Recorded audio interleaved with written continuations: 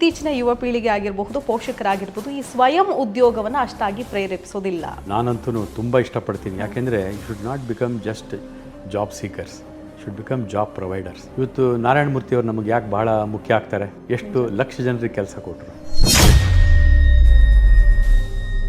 ಈ ಉದ್ಯೋಗ ಮತ್ತು ಶಿಕ್ಷಣ ಇದರ ನಡುವಿನ ಗೊಂದಲ ಬಹಳಷ್ಟು ಪೋಷಕರಿಗೆ ಕಾಡ್ತಾ ಇದೆ. ಏನು ಹೇಳೋದಕ್ಕೆ ಇಷ್ಟಪಡ್ತೀರಿ ನೀವು?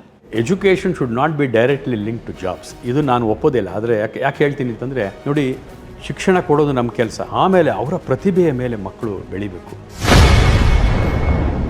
ಬಟ್ ವಿದ್ಯಾರ್ಥಿಗಳಿಗೆ ಏನು ಹೇಳಿ, ಈ ಸ್ವಧರ್ಮವನ್ನು ನಾವು ಗುರುತಿಸ್ಕೊಳ್ಬೇಕು. ಅಂದರೆ you have to find out your aptitude.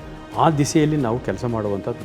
ಯಾರೋ ಪಕ್ಕದ ಮನೆಯವರು, ನಮ್ಮ ಅಣ್ಣ ತಮ್ಮಂದರು ಹೀಗಿದ್ದಾರೆ, ನಾವು ಆಗಿರಬೇಕು, ಅದಲ್ಲ.